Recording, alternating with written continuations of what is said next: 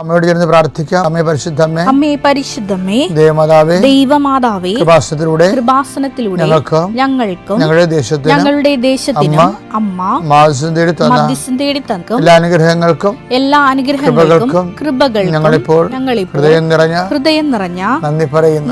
അമ്മേ പരിശുദ്ധമ്മേ, അമ്മേ പരിശുദ്ധമേ, ദൈവമാതാവേ, 2004 ഡിസംബർ 7 ഉച്ചകഴിഞ്ഞ് 2:30 കൃപാസനത്തിൽ സംഭവിച്ച അമ്മയുടെ പ്രത്യക്ഷപ്പെടലിനെ കുറിച്ച് തിരുസഭയ്ക്ക് സമർപ്പിച്ചിരിക്കുന്ന പഠനരേഖകളുടെ സഭാത്മകമായ പഠനം ആരംഭിക്കുവാൻ ഞങ്ങൾ പ്രാർത്ഥിക്കുന്നു. അമ്മേ പരിശുദ്ധമേ, ഭൂസ്വർലോകങ്ങളുടെ രാജ്ഞിയായ അങ്ങേയ്ക്ക് ഭൗമസംരക്ഷണത്തിനായി പ്രപഞ്ചപ്രകൃതിയെ തന്നെ തിരുസഭ പ്രതിഷ്ഠിക്കുവാൻ ഈ പ്രത്യക്ഷീകരണം വഴി ഇടയാക്കണമേ. പരിശുദ്ധമ്മേ, ജപമാല മാതാവേ, സകല കൃപാസനം പ്രാർത്ഥനകളോടും ചേർത്ത് ഞങ്ങളിപ്പോൾ പ്രാർത്ഥിക്കുന്ന ഈ കുടുംബത്തിന്റെ പ്രത്യേക നിയോഗം അമ്മയുടെ പ്രത്യക്ഷീകരണത്തിന്റെ ഈ അനുഗ്രഹവേളയിൽ ഞങ്ങൾക്ക് സാധിച്ചു തരുവാൻ കനിയണമേ. വിശ്വാസ പ്രമാണം. സർവശക്തനായ പിതാവും ആകാശത്തിന്റെയും ഭൂമിയുടെയും സൃഷ്ടാവുമായ ദൈവത്തിൽ ഞാൻ വിശ്വസിക്കുന്നു.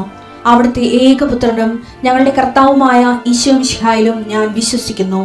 ഈ പുത്രൻ പരിശുദ്ധാത്മാവിനാൽ ഗർഭസ്ഥനായി കന്യകാമറിയത്തിൽ നിന്ന് പിറന്ന് പൊന്തിയോസ് പീലാത്തോസിന്റെ കാലത്ത് പീഡകൾ സഹിച്ച് കുരിശിൽ തറയ്ക്കപ്പെട്ട് മരിച്ച് അടക്കപ്പെട്ട് പാതാളങ്ങളിൽ ഇറങ്ങി മരിച്ചവരുടെ ഇടയിൽ നിന്ന് 3-ാം നാൾ ഉയർത്ത് സ്വർഗത്തിലേക്ക് എഴുന്നള്ളി സർവശക്തിയുള്ള പിതാവായ ദൈവത്തിന്റെ വലതുഭാഗത്തിരിക്കുന്നു.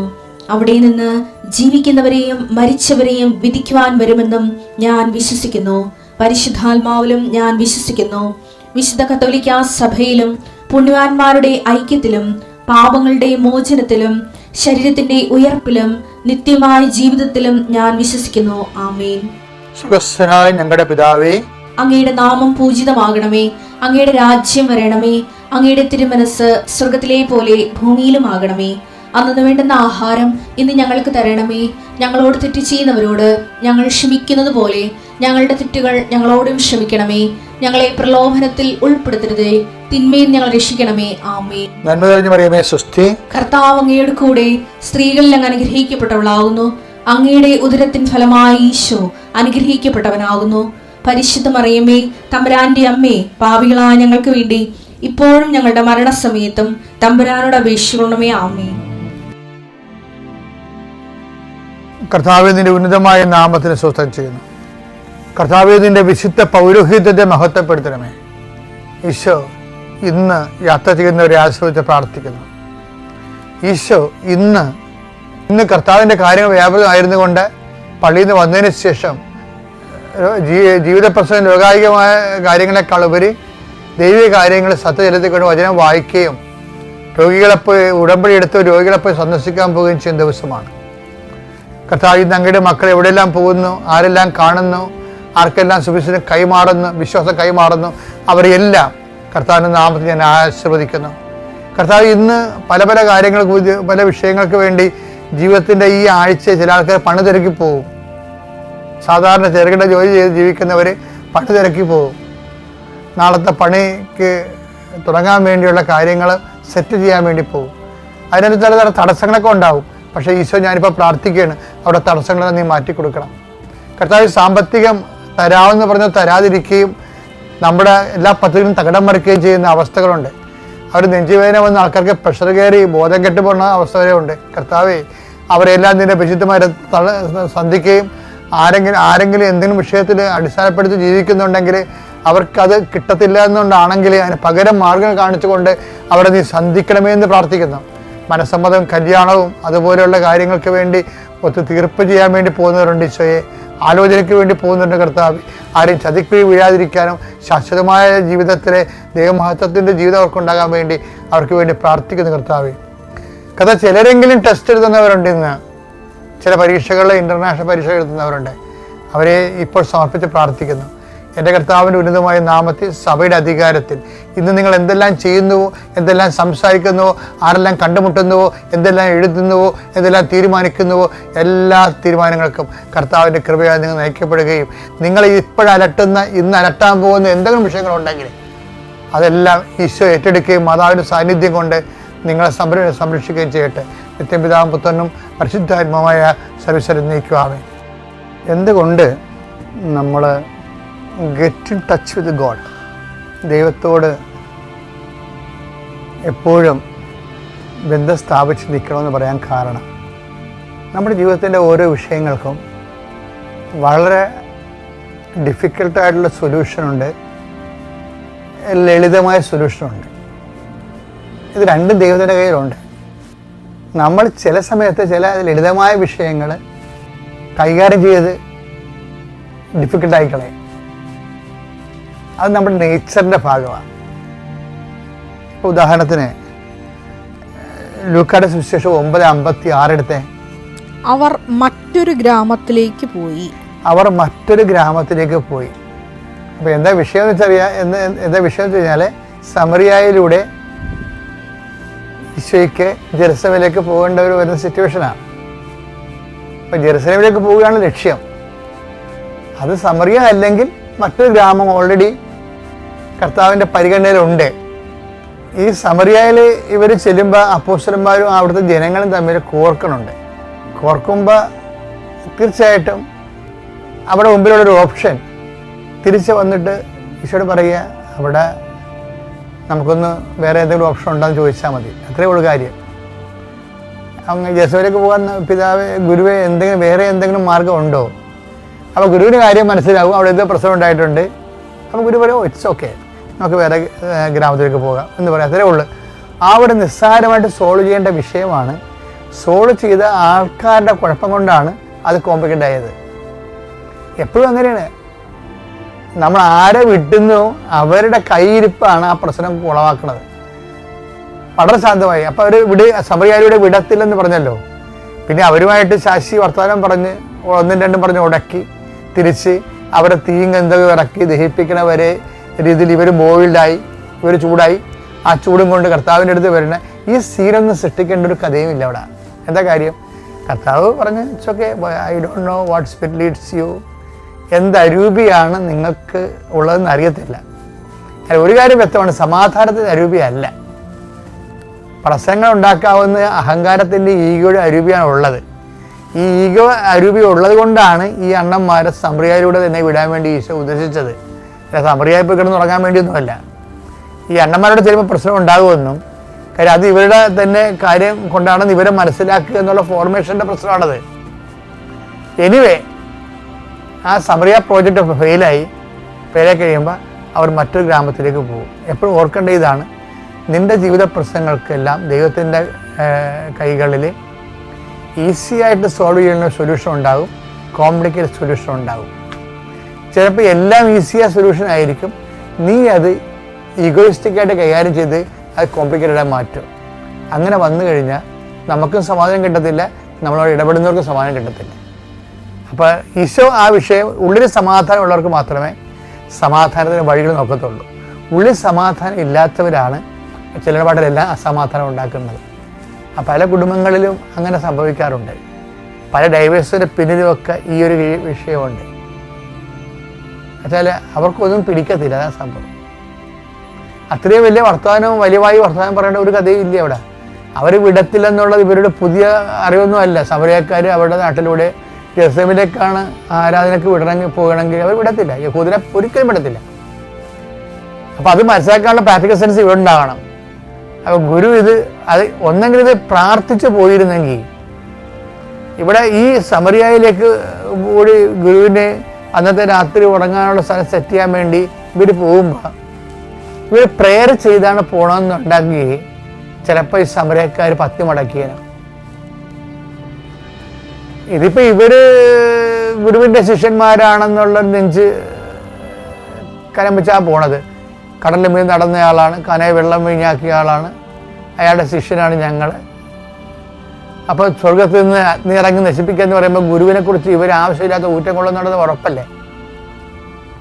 എപ്പോഴും സിമ്പിളായിട്ട് ചെയ്യാൻ പറ്റുന്ന കാര്യങ്ങൾ സിമ്പിളായിട്ട് ചെയ്യണമെന്ന് മാത്രമല്ല, കോംപ്ലിക്കേറ്റഡ് ചെയ്യാവുന്ന കാര്യങ്ങൾ പോലും സിമ്പിളായിട്ട് ചെയ്യാൻ ദൈവത്തിന് കഴിയും.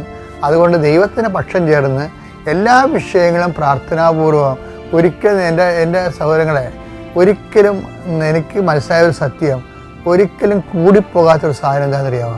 പ്രാർത്ഥനയാണ്. ശരിയാക്കണേ, ഈ പ്രാർത്ഥിച്ചിട്ട് ഇവിടെ പോകാൻ പോകണമെങ്കിൽ ബുദ്ധിബോധം ഇല്ലാത്തവർ അങ്ങനെ വല്ല വിവരക്കേടുകളും പറയും. Don't mind about that. കാര്യം പ്രാർത്ഥനയ്ക്ക് പകരം വെക്കാൻ പ്രാർത്ഥന മാത്രമേ ഉള്ളൂ.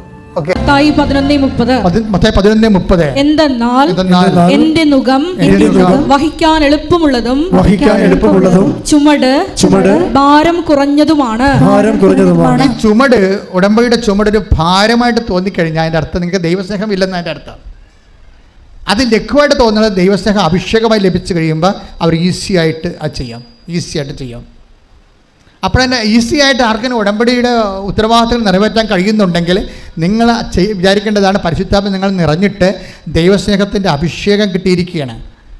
ഉടമ്പടി ഉത്തരവാദിത്തം അറിയാൻ അഭിഷേകം. അപ്പം നിങ്ങൾക്ക് ഇല്ലാത്തവർ ആ രോഗം മനസ്സിലാക്കിയിട്ട് വേണം മരുന്ന് കഴിക്കാൻ.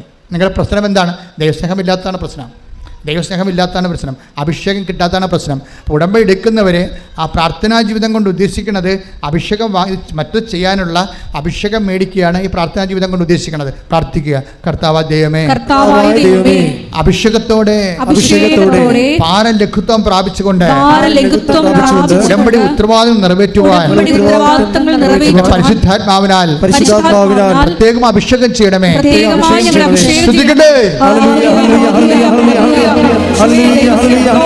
ഉടമ്പടി നിബന്ധനകൾ പാലിക്കുവാൻ ഈ ആരാധനയിലൂടെ ഞങ്ങളെ അഭിഷേകം ചെയ്യണമേ. യോശുവ 24:13. നിങ്ങൾ അധ്വാനിക്കാത്ത ഭൂമിയും നിങ്ങൾ പണിയാത്ത പട്ടണങ്ങളും നിങ്ങൾക്ക് ഞാൻ തന്നു. ഇത് ഒരു വാഗ്ദാനമാണ്. എന്താണ്? യോശുവ 24:13 വാഗ്ദാനമാണ്. സകല വാഗ്ദാനങ്ങൾ ക്രിസ്തു അതേ തന്നെ നേരത്തെ പറഞ്ഞിട്ടുണ്ട്. അപ്പോഴെന്താ, നിങ്ങൾ ഇപ്പോൾ ഈ ലിഡിയയുടെ സാക്ഷി എടുത്തേ. ലിഡിയയുടെ സാക്ഷ്യത്തിൽ എന്താ സംഭവിക്കുന്നത്? അധ്വാനിക്കാത്ത, അവൾ ഇൻ്റർവ്യൂ അറ്റൻഡ് ചെയ്തിട്ടില്ല, ചെയ്തതെല്ലാം മുഴുവൻ ദുരന്തമായി പോയി ഇല്ലേ? പക്ഷേ ജോലി അവൾക്ക് കിട്ടി. അതിൻ്റെ വകുപ്പാ? അത് യോശുവ 24:13 അനുസരിച്ചാണ്. എന്താ കാര്യം? നിങ്ങൾ അധ്വാനിക്കാത്ത ഭൂമിയും പിന്നെന്താണ് അറിയിരിക്കണത്? പണിയാത്ത പട്ടണങ്ങളും. മനസ്സിലായി? ഇവൾ ഒന്നും ചെയ്തിട്ടില്ല, അവൾക്ക് ഗ്യാപ്പ് അടിച്ചിരിക്കുക. അതായത് ആ ടച്ച് വിട്ട് പോയി പ്രൊഫഷനുമായിട്ട്. പെട്ടെന്ന് നേരത്തെ സമയത്ത് വന്ന ഇൻ്റർവ്യൂ ആണ്, വന്ന സായിപ്പാണ്, പറയണ മനസ്സിലാണില്ല, കേൾക്കണ മനസ്സിലാണില്ല, ഒന്നും മനസ്സിലാണില്ല. 0 മെറിറ്റ്. നിങ്ങൾ അധ്വാനിക്കാത്ത ഭൂമിയും പണിയാത്ത പട്ടണങ്ങളും രാത്രി വിളിച്ച് പറയും നിങ്ങൾക്ക് ജോലി കിട്ടിയിരിക്കണമെന്ന്. അതാണ് അഭിഷേകം എന്ന് പറഞ്ഞത്. ശ്രദ്ധിക്കട്ടെ. പരിശുദ്ധ പരമദിവ്യകാരുണ്യത്തിന് പരിശുദ്ധ പരമദിവ്യകാരുണ്യത്തിന്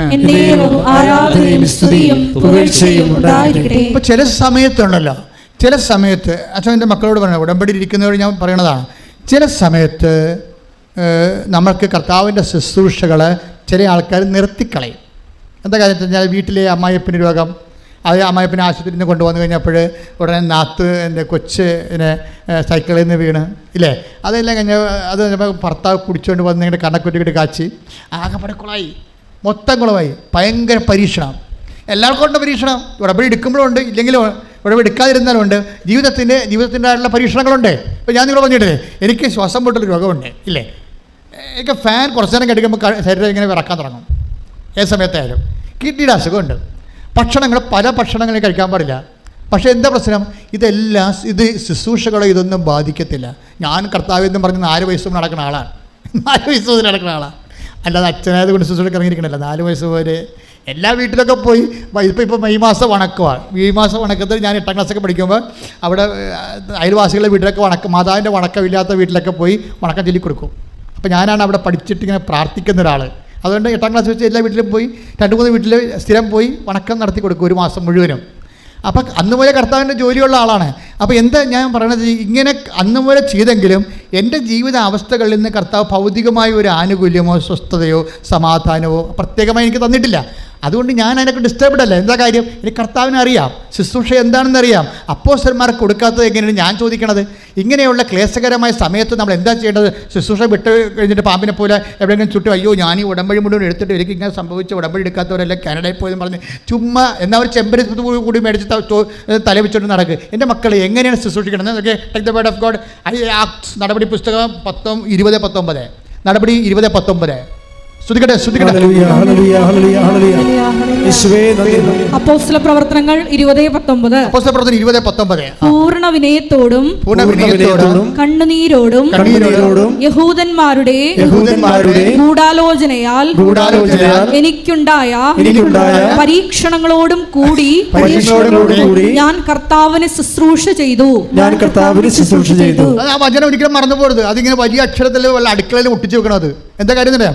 കർത്താവിനെ ശുശ്രൂഷ ചെയ്യുമ്പോൾ കടലിലെ തിരകളെല്ലാം ഒഴിഞ്ഞ്, ഇപ്പം നമ്മൾ എണ്ണയും തേച്ച് തീരത്ത് പോയി നിൽക്കുകയാണ്. രാവിലെ നിൽപ്പുണ്ട് അവിടെ ഒരുത്തൻ, എണ്ണയും തേച്ചുണ്ട്. അവനോട് അപ്പോൾ ഒരുത്തൻ അവിടെ നടന്നു പോയാണ്. അപ്പോൾ എന്താ നിൽക്കണം? ഞാൻ കുളിക്കാൻ നിൽക്കുകയാണ്. ശരി, ഉച്ചക്ക് വരുമ്പോൾ ആൾ അങ്ങോട്ട് പോയി ആൾ തിരിച്ചു വരുമ്പോഴും കടലോട്ട് നോക്കി ഇവരിങ്ങനെ എണ്ണയും തേച്ച് നിൽക്കുകയാണ്. എന്താണ് നിൽക്കണത്? കുളിക്കാൻ നിൽക്കണം. എന്നിട്ട് കുളിക്കാൻ രാവിലെ നിൽക്കണമല്ലോ, നീ എന്താ കുളിക്കാത്ത? അതിൽ തിര ഒന്ന് ഒഴിഞ്ഞിട്ട് കുളിക്കാൻ നിൽക്കണം. കടലിൽ പല പാട്ടിൽ കടലിലെ തിര ഒഴിഞ്ഞിട്ട് കുളിക്കാൻ പറ്റുക? ജീവിതത്തിലെ പ്രശ്നങ്ങൾ കഴിഞ്ഞിട്ട് പ്രേക്ഷിത പ്രവർത്തനം നടക്കുക? നെവർ, ഒരിക്കലും നടക്കത്തില്ല. അതാണ് സെൻറ്റ് പോൾ പറയുന്നത്, യഹൂദന്മാർ എന്നെ തുണി ഉരിഞ്ഞെടുത്ത ആൾക്കാരാണ്.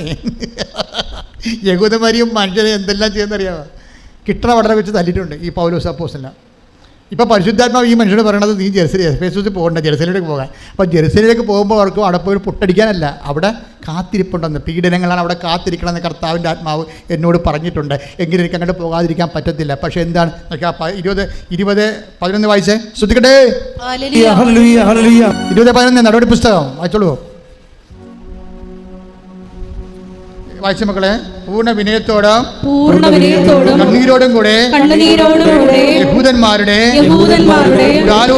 ഗൂഢാലോചനയാൽ എനിക്കുണ്ടായ പരീക്ഷണങ്ങളോട് ചേർന്ന് ഞാൻ കർത്താവിനെ ശുശ്രൂഷ ചെയ്തു. പരീക്ഷണങ്ങൾ ഉള്ളപ്പോൾ ആ പരീക്ഷണങ്ങളോട് ചേർന്നാണ് കർത്താവിനെ ശുശ്രൂഷ ചെയ്യണത്.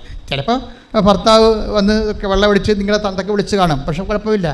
അത് ദൈവത്തിന് അങ്ങോട്ട് കൊടുത്തിട്ട് നിങ്ങൾ പ്രേക്ഷിത പ്രവർത്തനം ചെയ്യണം. അത്രേ ഉള്ള കാര്യം. അല്ല ഇതെല്ലാം കഴിഞ്ഞിട്ട് അയ്യോ ഞാൻ ഇപ്പം ഇന്നലെ ഒരു സാക്ഷ്യം ഉണ്ടായത്, പെട്ടെന്ന് മദ്യപാനം നിന്ന്, നമ്മൾ ഈ ഹെയർ ബ്രേക്ക് പോലെ ഒരു മനുഷ്യൻ്റെ മദ്യപാനം നിന്ന് കേട്ടപ്പോൾ എനിക്ക് ചിരി വന്നു. എന്താ കാര്യത്തിലറിയാമോ? ആ ചേട്ടത്തി ഒന്നും ഏൺ ചെയ്തില്ലല്ലോ. ഭർത്താവിൻ്റെ മദ്യപാനത്തിന് വേണ്ടി പ്രാർത്ഥിക്കുക. ഇന്നലത്തെ സാക്ഷ്യമാണ്. മദ്യപാനം മാറാൻ വേണ്ടി പ്രാർത്ഥിക്കുന്നത്. 47 കൊല്ലം പരിചയമുള്ള നിലവിലുള്ള മദ്യപാനമാണ്. അതിങ്ങനെ എയർ ബ്രേക്ക് പോലെ അങ്ങ് നിന്നുപോയി. പക്ഷേ എന്താ പറ്റി? ഒന്ന് മദ്യപാനം നിന്ന് കള്ളുകൂടി മാറി കാശ് കിട്ടി ചേട്ടത്തിക്ക് സാരി മേടിക്കാവുന്നല്ലാതെ വേറെ കഥ ഒന്നും ഇതിൻ്റെത്തില്ല. ആത്മാവിന് വേണ്ടുന്ന ഒരു കാര്യം എടുക്കാൻ നമുക്ക് സമയം കിട്ടിയില്ല. ഇപ്പം ഞങ്ങളെപ്പോലെയുള്ളവർക്കുള്ള ഗുണം എന്താണ്? ഈ രോഗങ്ങൾ വെച്ചുകൊണ്ട് കർത്താവിനെ ശുശ്രൂഷ ചെയ്യുമ്പോഴും ആത്മാവിൽ ഒരുങ്ങാനും അനുതാപത്തോടെ ജീവിക്കാനും വിശുദ്ധിയിൽ ഒരുങ്ങാനും. അത് പെട്ടെന്ന് വന്ന് നമ്മളെങ്ങനെയും ജീവിച്ച് വണ്ടി ഇടിച്ച് മരിച്ചു പോയാൽ കർത്താവിൻ്റെ അടുത്ത് എത്തുക? നമ്മൾ എത്തത്തില്ല, ഒരിക്കലും എത്തത്തില്ല. അപ്പോൾ ഒരു രോഗം വരണം എന്നൊക്കെ പറഞ്ഞൊരു അനുഗ്രഹമാണ് ശരിക്കും. വന്നാൽ നമുക്കതനുസരിച്ച് ഒരുങ്ങാനുള്ളൊരു സമയം നമുക്ക് കിട്ടും.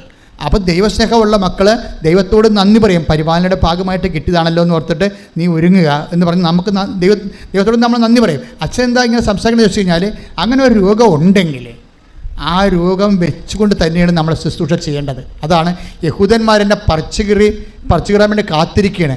ഞാൻ അവരെന്ന് കേൾക്കുമ്പോൾ തന്നെ എനിക്ക് പരീക്ഷണമാണ്. ആ പരീക്ഷണത്തോട് കൂടിയാണ് ഞാൻ കർത്താവിൻ്റെ ശുശ്രൂഷ ചെയ്തതെന്ന്. ഒന്ന് പ്രാർത്ഥിക്കുക. കർത്താവ് ദൈവമേ, അങ്ങന്റെ കാര്യത്തിൽ ഇടപെടുന്നവരെ, രോഗമായാലും കടമായാലും ജോലിയില്ലാത്ത അവസ്ഥയായാലും സമാധാനം നഷ്ടപ്പെട്ട അവസ്ഥയായാലും എന്റെ പരീക്ഷണങ്ങൾ എന്ത് തന്നെയായാലും നടപടി 20:11 അനുസരിച്ചുകൊണ്ട് വിശുദ്ധ പൗലോസ് അപ്പോസ്തലനെ പോലെ എന്റെ പരീക്ഷണങ്ങളിലൂടെ ദൈവസ്നേഹത്തോടെ ദൈവവിശ്വാസത്തോടെ അങ്ങയെ പരിചരിക്കുവാൻ ദൈവവേല ചെയ്യുവാൻ എനിക്ക് ശിഷ്യനെ അടുത്ത പരിശുദ്ധാത്മാവിന്റെ അഭിഷേകം നൽകണമേ. സമയങ്ങളിൽ ആത്മാവിൽ ജ്വലിച്ച് ദൈവ ശുശ്രൂഷ ചെയ്യുവാൻ ഞങ്ങളെ അഭിഷേകം ചെയ്യണമേ. ജെറമിയ 23:5 ഇതാ ഞാൻ ദാവീദിന്റെ വംശത്തിൽ നീതിയുടെ ശാഖ മുളപ്പിക്കുന്ന ദിവസം വരുന്നു. ഇതാണ്, ഇതൊരു പ്രവചനമാണ്, വാഗ്ദാനമാണ്. എന്താണ്? ദാവീദിന്റെ വംശത്തിൽ നീതിയുടെ ശാഖ. ഈശോയെക്കുറിച്ച് പറഞ്ഞതാണ്. രക്ഷകനെക്കുറിച്ചുള്ള ഇമ്മാനുവൽ പ്രവചനങ്ങളുടെ ഒരു ഭാഗമാണിത്. ഇതൊരു പ്രവചനമാണ്. ഈ പ്രവചനം ഒരു വാഗ്ദാനമാണ്. വാഗ്ദാനം ഒരു കവനന്റിൻ്റെ ഭാഗമാണ്. ഞാൻ കവനന്റിൻ്റെ ബലത്തെക്കുറിച്ച് പറയാനാണ് നിങ്ങൾ ഉദ്ദേശിക്കുന്നത്. അതായത് നമ്മുടെ ഉടമ്പടിയുടെ ബലത്തെക്കുറിച്ച് പറയാനാണ് ഉദ്ദേശിക്കുന്നത്.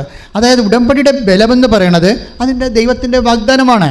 അപ്പോൾ ദൈവം വാഗ്ദാനം തന്നിട്ടുണ്ടെങ്കിൽ ഏത് വേരിൽ നിന്നാണെങ്കിൽ പോലും ശാഖ മുളക്കും. Isaiah 11:5. Take the word of God. Isaiah 11:5. ശ്രുതികട്ടെ.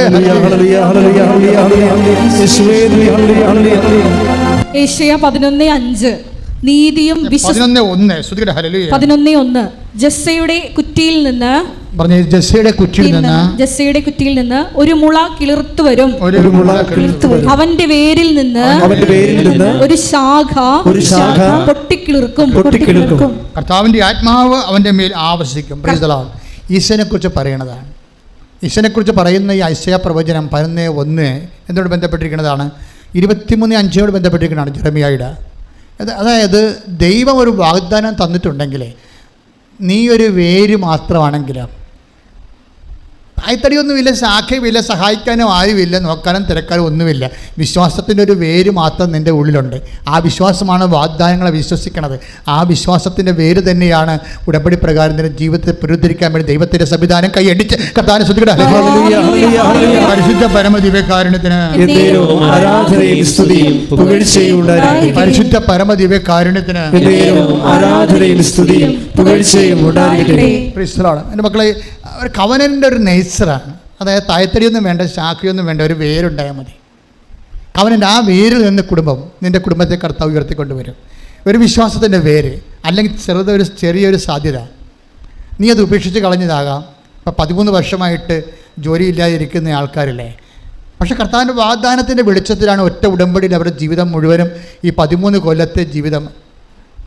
ഇപ്പം ചിലർ വന്ന് സാക്ഷ്യം പറയുമ്പോൾ ഞാൻ തന്നെ മനസ്സുകൊണ്ട് ദൈവത്തോട് നന്ദി പറയും. എന്താ കാര്യത്തിന് അവർ എല്ലാം ചെയ്ത ആൾക്കാരാണ്. എന്താണ്, അവർ ട്രീറ്റ്മെൻറ്റിന് പോയി, മക്കളില്ല, IUI എടുത്തു, മക്കളില്ല, IUF എടുത്ത്, മക്കളില്ല, ഇനി ഉണ്ടാവത്തെന്ന് ഡോക്ടർ പറഞ്ഞു, കഴിഞ്ഞു. അപ്പോൾ ഞാൻ ചിലരോട് ചോദിക്കുമേ, യൂട്രസ് എടുത്ത് മാറ്റിയിട്ടില്ലല്ലോ എന്ന് ചോദിക്കും. അപ്പോൾ പറഞ്ഞാൽ യൂട്രസ് ഉണ്ടച്ചാന്ന് പറയും. അതാണ് വേരെന്ന് പറയണത്. IUI എടുത്ത്, IVF എടുത്ത്, പക്ഷേ അതേസമയം തന്നെ മക്കളുണ്ടാകത്തില്ല, ഭർത്താവിന് ബീജത്തിന് ഓട്ടമില്ല, അതുപോലെ തന്നെ അക്കൗണ്ടില്ല, അതുപോലെ തന്നെ വൈഫിനും അതിനായിട്ടുള്ള പ്രശ്നങ്ങളുണ്ട്. പക്ഷേ ഇങ്ങനെയെങ്കിലും കർത്താവ് എന്താ പറഞ്ഞിരിക്കുന്നത്? കർത്താവ് നമുക്കൊരു വാഗ്ദാനം തന്നിട്ടുണ്ട്. ആ വാഗ്ദാന പ്രകാരം എൻ്റെ മക്കളെ എന്തെങ്കിലും ഒരു സാധ്യത, നീ രക്ഷപ്പെടാൻ എന്തെങ്കിലും ഒരു സാധ്യതയുണ്ടെങ്കിൽ ആ സാധ്യതയാണ് ജെസ്സയുടെ നിന്നെ സംബന്ധിച്ചുള്ള വേരെന്ന് പറയുന്നത്. ആ വേരിൽ കർത്താവ് ശാഖ മുളപ്പിക്കും. അത് കർത്താവിൻ്റെ വാഗ്ദാനമാണ്. അത് ഉടമ്പടി നിവൃത്തിയാക്കുന്നതാണ്. നിന്നെ സാക്ഷ്യമാക്കാനുള്ള ദൈവത്തിൻ്റെ പദ്ധതിയാണ്. ശ്രുതികട. യോഹന്നാൻ 21:5 യേശു അവരോട് ചോദിച്ചു, കുഞ്ഞുങ്ങളെ, നിങ്ങളുടെ അടുക്കൽ മീൻ വല്ലതുമുണ്ടോ? ഇല്ല എന്ന് അവർ ഉത്തരം പറഞ്ഞു. 21:6 എടുത്തേ. അവൻ പറഞ്ഞു, വള്ളത്തിന്റെ വലതുവശത്ത് വലയിടുക, അപ്പോൾ നിങ്ങൾക്ക് കിട്ടും. ആ വചനത്തിൻ്റെ ഘടന നോക്കണം. എന്താണ്? യേശു വെളുപ്പം കാലത്ത് അപ്പോസ്തലന്മാരടുത്ത് വരികയാണ്. എന്നിട്ട് ഒരു സിറ്റുവേഷൻ അറൈസ് ചെയ്യും. കർത്താവിന് അറിയാമേ, രാത്രിയാണ്, രാത്രി മുഴുവൻ അവർ പണിപ്പെട്ടതാണ്, ഉയർത്തുന്നതിൻ്റെ കർത്താവാണ് വരണത്. അപ്പോൾ എന്താണ് അവിടുത്തെ സിറ്റുവേഷൻ? നിങ്ങളുടെ കുടുംബത്തിൻ്റെ അവസ്ഥ എന്താണ്? ജോലിയില്ലേ, വീടില്ലേ, വിവാഹം നടക്കണില്ലേ, കുഞ്ഞുങ്ങളില്ലേ, വീട്ടിൽ തല്ലാണ്, നിങ്ങൾ ഡൈവേഴ്സിലാണ്, ഡൈവേഴ്സ് ആകാൻ പോവുകയാണ്, അമ്മയമ്മയും നത്തിനും ഒരു സൈഡ് നിൽക്കണം, നിങ്ങളെ പുറത്താക്കാൻ പോവുകയാണ്. എല്ലാം കർത്താവിന് അറിയാം, എവരിത്തിങ് അറിയാം. നിങ്ങളുടെ ജീവിതത്തിൻ്റെ അവസ്ഥകളെല്ലാം ഈശോയ്ക്ക് അറിയാം. അപ്പം അറിഞ്ഞാലും ആ ഇല്ലായ്മയിൽ നിന്ന് ഒരു കൃപാസനം ഉണ്ടാക്കും ദൈവം. കൃപാസനം എന്ന് പറഞ്ഞാൽ എന്താണ്? ദൈവത്തിൻ്റെ ഇരിപ്പിടത്തിലാണ് കൃപാസനം. സ്പേസ് ഓഫ് ഗോഡ്, ഒരു സ്പേസ് ഓഫ് ഗോഡ് ക്രിയേറ്റ് ചെയ്യാം. അതായത് നിങ്ങളുടെ ഇല്ലായ്മയിൽ, അപ്പോൾ ഈശോ ഇതെല്ലാം അറിഞ്ഞുകൊണ്ട് അവരോട് ചോദിക്കണം, എന്താണ്? കുഞ്ഞുങ്ങളെ, മീൻ വല്ലതും ഉണ്ടോ? അപ്പോഴവരെന്താ പറയണത്? ഇല്ല. ഇല്ല എന്നുള്ള സിറ്റുവേഷൻ അവരെ കൊണ്ട് തന്നെ പറയിപ്പിക്കും. ഈ ഇല്ല എന്ന് പറയുന്ന സിറ്റുവേഷൻ ഉണ്ടല്ലോ, അതായത് ഇല്ലായ്മയിൽ നിന്ന് ലോകം മുഴുവനും ഉണ്ടാക്കിയ ഒരു വചനം പ്രവർത്തിക്കാൻ പറ്റിയ പോസിറ്റീവ് ക്ലൈമറ്റാണത്. ഇല്ല എന്ന് പറഞ്ഞാൽ നമ്മൾ നാട്ടുകാരില്ലെന്ന് പറഞ്ഞതല്ല, കൈ കാഴ്ചയില്ലെന്ന് പറയത്തില്ല, അതല്ല, കള്ളത്തരം അതല്ല. മറിച്ച് സത്യസന്ധമായിട്ടില്ല എന്നൊരു സിറ്റുവേഷൻ നിനക്കുണ്ടെങ്കിൽ അത് ഒരു ദൈവത്തിൻ്റെ ഒരു സ്പേസാണത്, സാധ്യത. അപ്പോൾ ഈശോ എന്താ പറയണത്? ഇല്ല എന്നവർ പറഞ്ഞില്ലേ?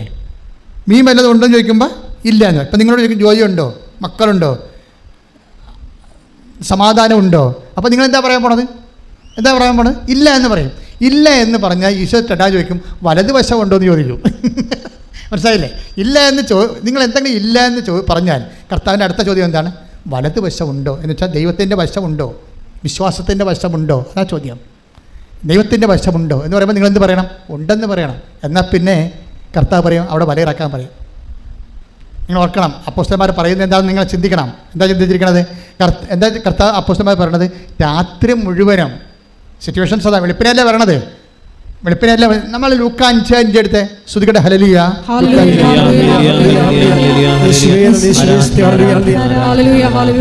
ലൂക്ക 5:5. ശിമയോൻ പറഞ്ഞു, ഗുരു, രാത്രി മുഴുവൻ അധ്വാനിച്ചിട്ടും ഞങ്ങൾക്ക് ഒന്നും കിട്ടിയില്ല. Situation same. ലൂക്ക 5:5 രാത്രി മുഴുവൻ അധ്വാനിച്ച് ഒന്നും കിട്ടാത്ത സിറ്റുവേഷൻ തന്നെയാണ് യോഹന്നാൻ 21:5 രാത്രി മുഴുവൻ അധ്വാനത്തിന് വെളുപ്പിനാണ് ഈശോ വരണത്. അപ്പോൾ അവർ പറയും രാത്രി മുഴുവൻ അധ്വാനത്തിന് ഞങ്ങൾക്കൊന്നും കിട്ടിയില്ല. അപ്പോൾ ഇത്രയും നാൾ പല പല ഓഫർ ലെറ്റർ വന്നു, പല പല ഇൻ്റർവ്യൂവിന് പോയി, പല പല പരീക്ഷയ്ക്ക് പോയി, ഞങ്ങൾക്കൊന്നും കിട്ടിയില്ല. അത് പഴയ കഥയല്ല, പുതിയ കഥയാണത്. അപ്പോൾ ഈശോ ചോദിക്കുന്നത് എന്താണ്? വലതുവശം ഉണ്ടോ എന്ന് ചോദിക്കും. അത്രേ ഉള്ളൂ. വലതുവശം എന്ന് പറയുന്നത് എന്താണ്? ദൈവത്തിൻ്റെ വശമുണ്ടോ? വിശ്വാസമുണ്ടോ? വിശ്വാസം ഉണ്ടെങ്കിൽ നിങ്ങൾ വലതുവശത്ത് വലയിറക്കാൻ പറയും. അപ്പോൾ പത്രോസ് സ്രാങ്കല്ലേ? സ്രാങ്ക് പറയും ഒരു മീനും കാണാതെ എന്തിറക്കിറക്കാനാണെന്ന് ചോദിക്കും. പക്ഷേ പത്രോസ് ചോദിച്ചില്ല. കാര്യം എന്താണ്? മീനില്ലാത്തിടത്ത് കർത്താവ് വലയിറക്കാൻ പറഞ്ഞാൽ ഇറക്കാനുള്ള വിശ്വാസം ഉണ്ടെങ്കിൽ അവിടെ മീൻ കൊണ്ടുവരാനുള്ള ഉത്തരവാദിത്വം നിന്റെ ദൈവത്തിനാണ്. ശ്രുതികട്ടെ. ഹല്ലേലൂയ. എന്താ പ്രശ്നം ചെയ്യുന്നത്? ഇപ്പം നമ്മൾ കിണറിന് ആൾക്കാർ ഈ സ്ഥാനം കാണത്തില്ലേ? വെള്ളം ഉണ്ടോ എന്ന് നോക്കത്തില്ലേ? അപ്പോൾ ഒരു തേങ്ങയൊക്കെ പിടിച്ചുകൊണ്ട് നടക്കില്ല ചില ആൾക്കാർ. തേങ്ങ കറങ്ങാൻ കണ്ടില്ലേ? വെള്ളമുള്ള സ്ഥലത്ത് വരുമ്പോൾ തേങ്ങ കറങ്ങി ഈ മനുഷ്യനെ വിട്ട് താഴെ ഇടും, വെള്ളമുള്ള കറണ്ടുള്ള സ്ഥലത്താണെങ്കിൽ അല്ലേ? അപ്പോൾ അതുപോലെ തന്നെ അത് പണ്ട് പാരമ്പര്യ പ്രകാരം വെള്ളം കാണുന്നൊരു പരിപാടിയാണ്. അപ്പോൾ വെള്ളം ഉണ്ടെങ്കിൽ അവിടെ കിണറ് കുത്തത്തുള്ളൂ. പക്ഷേ വിശ്വാസം എന്ന് പറയുന്ന ചില സമയത്ത് ഇല്ലാത്ത വെള്ളത്തിൽ മുങ്ങണ പരിപാടിയാണ്. മീൻ വല്ലതും ഉണ്ടോയെന്ന് ചോദിച്ചില്ലേ? മീൻ വല്ലതും ഉണ്ടോയെന്ന് ചോദിച്ചില്ലേ? അപ്പോൾ അവരെന്താ പറഞ്ഞത്? ഇല്ല. എങ്ങനെ? രാത്രി മുഴുവൻ അധ്വാനത്തിൽ ഞങ്ങൾക്കൊന്നും കിട്ടിയില്ല. പിന്നെ എന്താ പറയണത്? പത്രോസ് പണ്ട് പറഞ്ഞിട്ടുണ്ട്, എങ്കിലും നീ പറഞ്ഞതനുസരിച്ച് ഞാൻ വലയിറക്കാം. കവനൻ്റാണ്, ഉടമ്പടിയാണ്. അങ്ങ് പറഞ്ഞതുപോലെ ഞാൻ ചെയ്യാം. ദൈവത്തിൽ ആശ്രയിച്ചുകൊണ്ട്, ദൈവത്തിൽ വിശ്വസിച്ചുകൊണ്ട് ഞാൻ ഇനി എൻ്റെ അധ്വാനത്തിൻ്റെ വലതുവശം നോക്കുകയാണ്. വിശ്വാസത്തിൽ ഉടമ്പടി ഒരു വലതുവശത്ത്, മീൻ കാണാതെ വലതുവശത്ത് വലയിറക്കണ സൂത്രമാണ്. അപ്പോൾ നിങ്ങളവർക്ക് ഇതൊരു സാങ്കല്പികമായിട്ട് പറയണമല്ല, ഞാൻ സാങ്കല്പികമായിട്ട് പറയണമല്ല, ഞാൻ ജീവിക്കുന്ന ജീവിതമാണത്. പണ്ട് എന്നോടൊരു കൂട്ടുകാരൻ വിളിച്ച് പറഞ്ഞു, അച്ഛാ സെൻട്രൽ ഗവൺമെൻറ് സീനിയർ ഫെലോഷിപ്പിന് കോൾ ഫോർ ചെയ്തിട്ടുണ്ടെന്ന് പറഞ്ഞു. സീനിയർ ഫെലോഷിപ്പ് കേരളത്തിൽ 2 പേർക്ക് കിട്ടും. കേരളത്തിൽ 2 പേർക്ക്, എൻ്റെ ലൈഫ് ഹിസ്റ്ററിയിൽ ഞാൻ എഴുതിയിട്ടുണ്ട്. കേരളത്തിൽ 2 പേർക്ക് കിട്ടും സീനിയർ ഫെലോഷിപ്പ്. എന്ന് വെച്ച് കഴിഞ്ഞാൽ ഓരോ കൊല്ലം തോറും ഗവൺമെൻറ് സബ്ജക്റ്റ് മാറ്റും. അപ്പോൾ കൾച്ചറിൽ കിട്ടും, സയൻസിൽ കിട്ടും, മാത്തമാറ്റിക്സിൽ കിട്ടും, കോൺട്രിബ്യൂഷൻ ഉള്ളവർക്ക് കിട്ടും. കൾച്ചറിൽ കോൺട്രിബ്യൂഷൻ ചെയ്തിട്ടുള്ളവർ, മാത്തമാറ്റിക്സിൽ പുതിയ തിയറങ്ങൾ കൊണ്ടുവന്നിട്ടുള്ളവർ, ഫിസിക്സിൽ പുതിയ സൊല്യൂഷൻ, കെമിസ്ട്രിയിൽ പുതിയ സൊല്യൂഷൻ കൊണ്ടുവന്നിട്ടുള്ളവർ, അങ്ങനെ ഓരോ കോൺട്രിബ്യൂഷൻ ഉള്ളവർക്ക് സീനിയർ ഫെലോഷിപ്പ് കിട്ടും. കേന്ദ്ര ഗവൺമെൻറ് സീനിയർ ഫെലോഷിപ്പാണ്. അത് നമ്മുടെ പ്രോജക്റ്റാണ്. 2.5 ലക്ഷം രൂപ കിട്ടും. നമ്മൾ പ്രോജക്റ്റ് എല്ലാ മാസവും ഡൽഹി സമർപ്പിക്കണം. അങ്ങനെ തിരഞ്ഞെടുത്ത അതൊരു കേരളത്തിൽ നിന്ന് മൊത്തം ഓരോ സ്റ്റേറ്റിന് വരുന്നതാണ്. കേരളത്തിൽ നിന്ന് ഒരു 10-100 പ്രോജക്റ്റുകളുണ്ടാകും. അപ്പോൾ ഞാൻ മനോരമ നോക്കിയപ്പോൾ ഫിസിക്സിനാണ് വിളിച്ചിരിക്കുന്നത് സീനിയർ ഫെലോഷിപ്പ്. എനിക്ക് ഫിസിക്സുമായിട്ടൊരു ബന്ധമില്ല. എനിക്ക് ബന്ധമുള്ളത് സാംസ്കാരിക കലാ പൈതൃകങ്ങളാണ്. അപ്പോൾ ഉടനെ ഫിസിക്സിനെ വിളിച്ചപ്പോൾ ഞാൻ അമ്മയോട് പറഞ്ഞു, അമ്മ എനിക്ക് ഫിസിക്സ് ഒന്നും അറിയാൻ പാടില്ല, എനിക്കറിയാവുന്ന സംഭവം ഇതാണ്, ഈ സാംസ്കാരിക കലാ പൈതൃകങ്ങൾക്ക് ഒരു എൻസൈക്ലോപ്പീഡിയ എഴുതണം. അപ്പോൾ എൻസൈക്ലോപ്പീഡിയ പ്രോജക്റ്റ് ഞാൻ വിടാൻ പോവുകയാണ്, മറ്റുള്ള അമ്മ നോക്കാൻ പറയും. അപ്പോൾ നിങ്ങളാണ് വിടത്തില്ല, നിങ്ങളറിയാം ഇത് ബുദ്ധിയില്ലാത്ത പണിയല്ലേ. ഫിസിക്സിന് ചോദിക്കുക വല്ല മണ്ടന്മാരും ചവിട്ടുകാടാതെ വിടുക, അതാണ് നോട്ട് സെൻസ്. പക്ഷേ എനിക്കത് സെൻസാണ്, കാര്യം ഞാൻ വിശ്വാസിയാണ്. എൻ്റെ ദൈവം പറഞ്ഞിട്ടുണ്ട് മീൻ കണ്ടിട്ടല്ല പറഞ്ഞത് വലതുവശത്ത്. കർത്താവ് പറഞ്ഞു ദേ മീൻ കാണുന്നത് അത് വലതുവശത്ത് വലയിടാൻ പറഞ്ഞു. മീൻ കണ്ടില്ല, വലതുവശം കർത്താവ് പറഞ്ഞു ഇട്ടു. അവിടെ മീൻ കൊണ്ടുവരേണ്ട ചുമതല ആരുടേതാണ്? പറഞ്ഞവൻ്റെ ചുമതലയാണ്, നമ്മുടെ ചുമതല അല്ല. ഞാൻ ഫിസിക്സിന് പകരം ചവിട്ടുകാടത്തിന് പ്രൊജക്റ്റ് വിട്ട്. ഒരു 6 മാസം കഴിഞ്ഞപ്പോൾ India government call senior fellowship പ്രഖ്യാപിച്ചു. പാലക്കാടത്തെ ഒരു ആളിനും എനിക്കും. പ്രീസലാണ് അത് ഞാൻ 10-17 വർഷം ആ പ്രോജക്റ്റ് 5 കൊല്ലം 2 കൊല്ലം കൊണ്ട് ഞാൻ തീർത്തു കൊടുത്തെങ്കിലും അതിൻ്റെ ബാക്കി വർക്കുകൾ കേരളം മുഴുവൻ ചുറ്റടന്ന് ചെയ്യണമെങ്കിൽ എനിക്ക് 10-14 കൊല്ലം വേണ്ടി വന്നു. ഞാൻ ചെയ്തു. അത് കേരള ഫോക്ലോർ അക്കാഡമി പ്രസൻറ്റ് ചെയ്തു. അവരത് എൻസൈക്ലോപ്പീഡിയ പ്രസിദ്ധീകരിച്ചു. അത് കേരള സാഹിത്യ അക്കാദമി വാങ്ങിച്ചിട്ട് എനിക്ക് ഈ 3 വർഷത്തെ ഏറ്റവും നല്ല ബുക്കിനുള്ള അവാർഡ് കേരള സാഹിത്യ അക്കാദമി തന്നു. അപ്പോൾ അതെന്താ പ്രശ്നം? ഇത് അനുഭവമാണ്. വലതുവശം എന്ന് പറഞ്ഞാൽ ഞാൻ നിങ്ങൾ പറയുമ്പോൾ നിങ്ങൾക്ക് അച്ഛൻ ആകാശത്തിൽ വിശ്വാസം ഒരു ജീവിതമാണ്, ഒരു നിലപാടാണത്. കർത്താവ് വലതുവശത്ത് മീനിനെ കണ്ടിട്ടില്ല, അപ്പോസ്തലന്മാർ കണ്ടിട്ടില്ല, വലയിറക്കാൻ നമ്മൾ പറഞ്ഞിരിക്കുന്നതാണ്. ബാക്കിയുള്ള കാര്യം ദൈവത്തിൻ്റെതാണ്. അതുകൊണ്ട് നിനക്ക് ഗ്യാപ്പാണോ, നിന്നെ ആരും എടുക്കത്തില്ല, അല്ലെങ്കിൽ നിനക്കിനി പഠിക്കാൻ പറ്റത്തില്ല, നിനക്കൊരു വേരുണ്ട. നിൻ്റെ വിദ്യാഭ്യാസം കുലച്ച് നശിച്ച് നാറാണക്കല്ലും പറഞ്ഞ് ഇനി പഠിക്കാനുമില്ല, പഠിപ്പിക്കാനും ആളില്ലെന്ന് വിചാരിച്ചോ. പക്ഷേ വിശ്വാസത്തിനൊരു വേരുണ്ടെങ്കിൽ ഉടമ്പടി പ്രകാരം വേരിൽ നിന്ന് കർത്താവ് നിന്റെ ജീവിതം തളപ്പിച്ചെടുക്കുന്ന ദൈവമാണ് കൃപാസനത്തിൻ്റെ ഉടമ്പടിയുടെ ദൈവം. ശ്രുതികട്ടെ. ഹല്ലേലൂയ. ഹല്ലേലൂയ, ഹല്ലേലൂയ, ഹല്ലേലൂയ. മഹത്വം, മഹത്വം. ആരാധന, ആരാധന. ഹല്ലേലൂയ. യേശുവേ നന്ദി, യേശുവേ ആരാധന. ഏതെങ്കിലും മേഖലകളിൽ ഉടമ്പടി ഉത്തരവാദിത്തങ്ങൾ അവഗണിച്ചു പോയിട്ടുണ്ടെങ്കിൽ, തിഷ്ഠതയില്ലാതെ അത് ചെയ്തു പോയിട്ടുണ്ടെങ്കിൽ,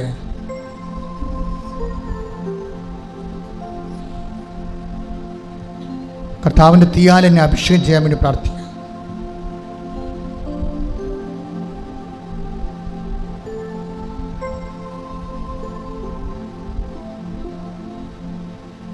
കർത്താവിൻ്റെ ഉന്നതമായ നാമത്തിന് സ്തോത്രം ചെയ്യുന്നു. കർത്താവേ, നിന്റെ വിശുദ്ധ പൗരോഹിത്യത്തെ നീ മഹത്വപ്പെടുത്തണമേ. കർത്താവ് സഭയിലുള്ള സാന്നിധ്യം നീ പ്രകടമാക്കണമേ. കർത്താവ് 36 വർഷം ഞാൻ അർപ്പിച്ച കുർബാനയുടെ യോഗ്യതയാൽ കൃപാസന അൾത്താര ജീവനോടെ പ്രത്യക്ഷപ്പെട്ട മാതാവിൻ്റെ മാധ്യസ്ഥത്തിൽ കൃപാസനത്തിന് അൾത്താരയിൽ നടന്നിട്ടുള്ള 10,000-കണക്കിന് ആരാധനയുടെ ബലത്താൽ ഈ ഉടമ്പടി ധ്യാനത്തിൽ പങ്കെടുക്കുന്ന മുഴുവൻ മക്കളുടെ മുഴുവൻ വേദനകളെ ഈശോ പരിശുദ്ധമ്മയുടെ മാധ്യസ്ഥത്തിൽ ഈശോ ഏറ്റെടുക്കട്ടെ. ശ്രുതിക്കട്ടെ. ഹല്ലേലൂയ, ഹല്ലേലൂയ, ഹല്ലേലൂയ. യേശുവേ, ഉടമ്പടിയുടെ എല്ലാ മക്കളെയും ഉടമ്പടിയുടെ പ്രത്യക്ഷീകരണത്തിന് സാക്ഷികളായി ഉയർത്തണമേ. ഹല്ലേലൂയ, ഹല്ലേലൂയ. മഹത്വം, മഹത്വം. കുടുംബത്തിൻ്റെ പ്രക്ഷുബ്ധമായ സാഹചര്യങ്ങളിലെ പരീക്ഷണങ്ങളുടെ വേലിയേറ്റത്തിലെ ഉടമ്പടി വേണ്ടത്ര നിർവഹിക്കാൻ പറ്റാതെ വന്നിട്ടുള്ള എല്ലാ മക്കളെയും ഇപ്പോൾ അഭിഷേകം ചെയ്യണമേ. അവർ ആത്മാവിൻ്റെ അഭിഷേകത്തിൽ സട്ടക്കുടഞ്ഞെഴുന്നേറ്റ് കർത്താവിനോട് ചെയ്ത വാഗ്ദാനങ്ങൾ പുലർത്തുവാൻ ആവശ്യമായ ആത്മാവിനാൽ അവരെ അഭിഷേകം ചെയ്യണമേ. ശ്രദ്ധിക്കട്ടെ. കർത്താവ് ഡൈവേഴ്സിൻ്റെ വക്കിലിരിക്കുന്ന കുടുംബങ്ങളെ സംബന്ധിച്ച് പ്രാർത്ഥിക്കുന്നു.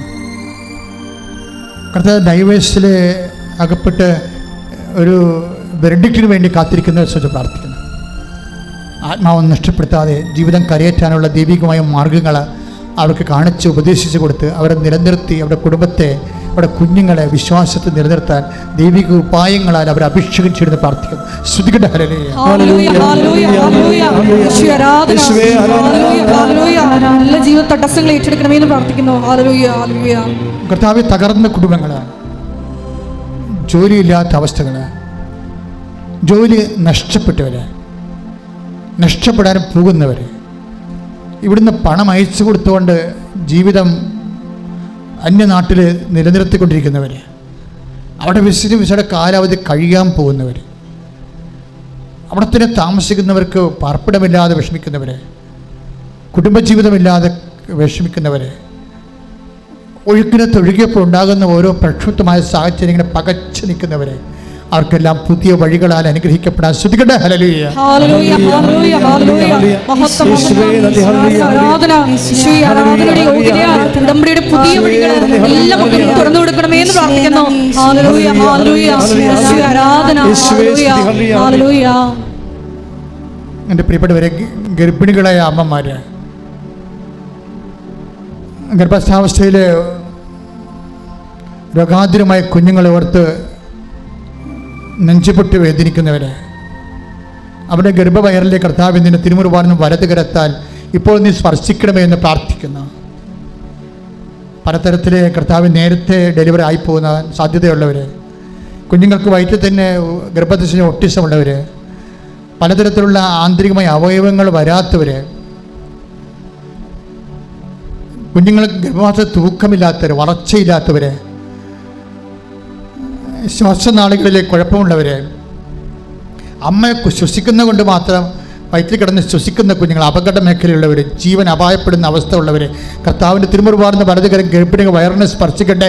യേശുക്രിസ്തുവിന്റെ നാമത്തിൽ അമ്മയും കുഞ്ഞുങ്ങളും സംരക്ഷിക്കപ്പെടട്ടെ. ശ്രുതികട്ടെ. ഹല്ലേലൂയ, ഹല്ലേലൂയ, ഹല്ലേലൂയ.